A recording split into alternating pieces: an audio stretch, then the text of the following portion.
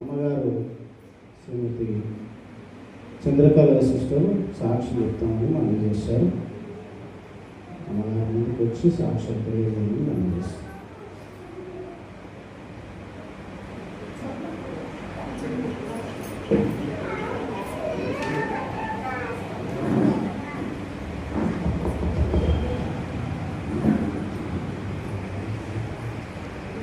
దేవుని నామానికి మహిమ కలుగుగాక.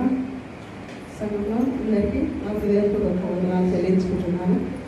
సమయం ఇచ్చిన పాస్టర్ గారికి నా వందనాలు చెల్లించుకుంటున్నాను. పాస్టర్ గారికి వచ్చిన సాక్ష్యం ఏంటంటే, మా ఇక్కడనే మందిరంలో మా కోడలు గురించి దేవుని ప్రార్థనలో జ్ఞాపకం చేసుకున్నాం.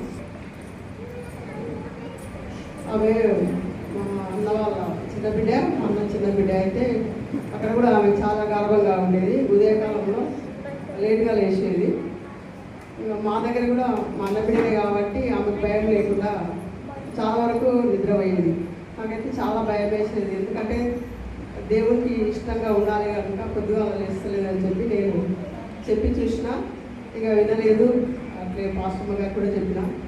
ఈ సంఘంలో నేను ప్రార్థన చేస్తున్నాను, మరి నేను చెప్తే ఆమె వింటలేదు కదా, మీరే మాట్లాడండి, స్వరం ద్వారా తండ్రి, కళల ద్వారా దర్శించండి, వాక్యం ద్వారా మాట్లాడాలని మరి దేవుడికి ప్రార్థన చేస్తున్నాం.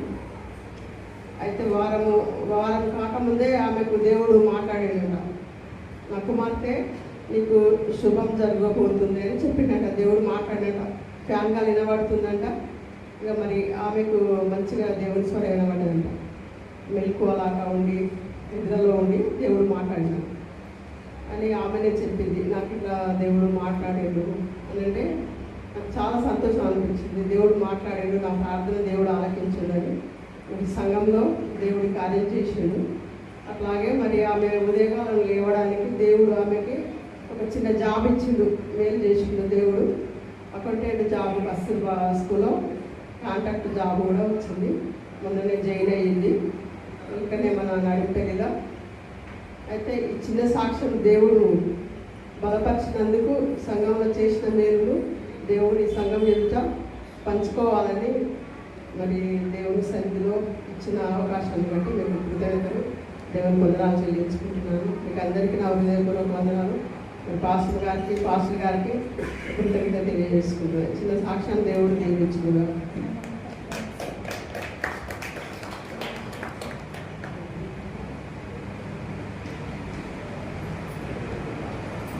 మంచిది,